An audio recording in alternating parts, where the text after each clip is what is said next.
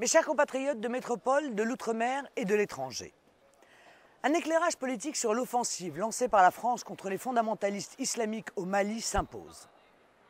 Oui, vous le savez, nous soutenons cette opération française, parce qu'elle est une réponse légitime à la demande du gouvernement modéré d'un pays ami, francophone et allié historique de la France. La France, puissance mondiale, la France, puissance d'équilibre, a des devoirs particuliers dans le monde qu'elle s'honore à remplir dans l'intérêt des nations amies et dans notre intérêt supérieur lorsque la cause est juste. C'est le cas cette fois-ci. D'autant que la France et le Mali sont liés par une coopération de défense, ce qui rend d'ailleurs très superficiel et inutile les débats sur l'implication ou pas de l'OTAN ou de l'Union européenne. La France est une grande puissance qui a les capacités de mener des interventions en toute indépendance chaque fois que c'est nécessaire, sans avoir besoin d'être nécessairement le vassal de quelqu'un. Si des coalitions sont parfois nécessaires, c'est à la France et à elle seule de déterminer l'intérêt ou non de sa participation. L'avancée islamiste au Mali doit être stoppée et je fais confiance à nos courageux soldats et à notre armée pour y parvenir dans les meilleurs délais. Permettez-moi sur ce point d'avoir une pensée émue et attristée pour les familles de nos soldats déjà disparus dans cette opération et pour les victimes françaises de la tentative de libération de notre otage en Somalie. Leur mort n'aura pas été inutile et c'est pour la France que le combat aura été mené avec courage. De cette intervention au Mali dépendent la sécurité de la région, la sécurité de nos compatriotes là-bas et la sécurité de l'Europe et de la France, qui n'ont aucun intérêt à voir se développer une nouvelle poche fondamentaliste à quelques milliers de kilomètres de leurs frontières et qui pourrait, sans intervention, se répandre demain dans de nombreux autres pays d'Afrique.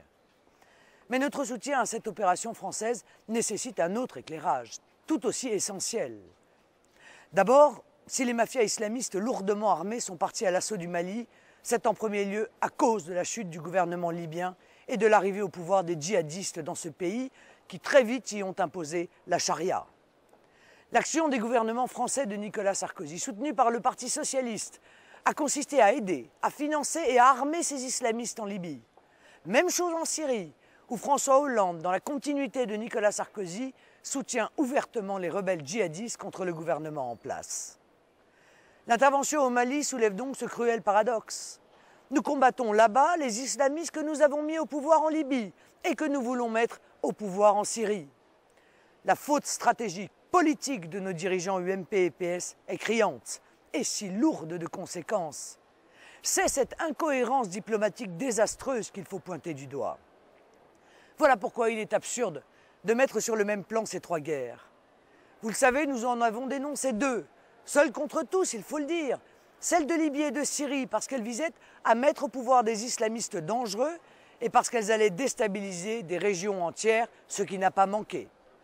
Et nous approuvons celle du Mali parce qu'elle est exactement à l'opposé.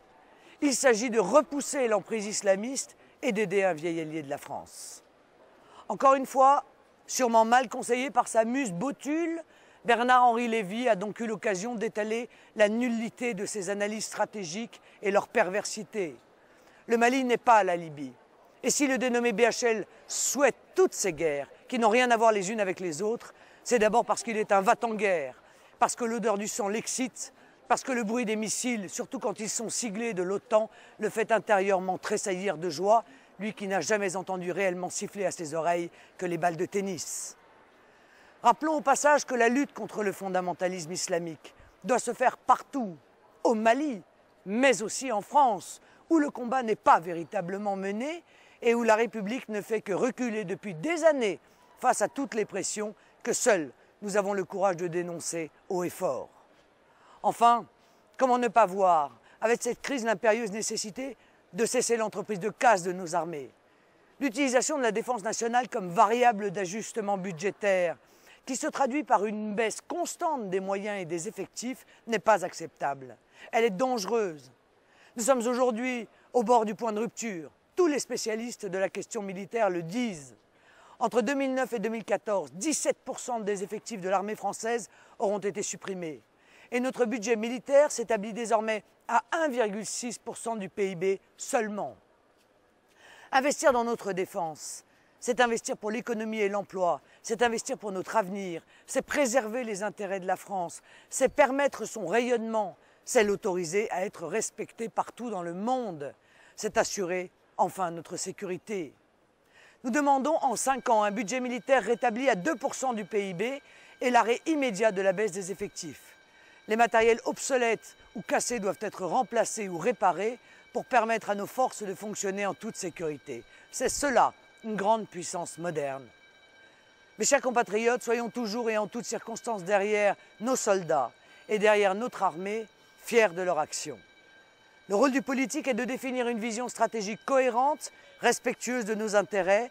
L'UMP et le PS ont gravement échoué en ce sens, quand nous avons vu juste.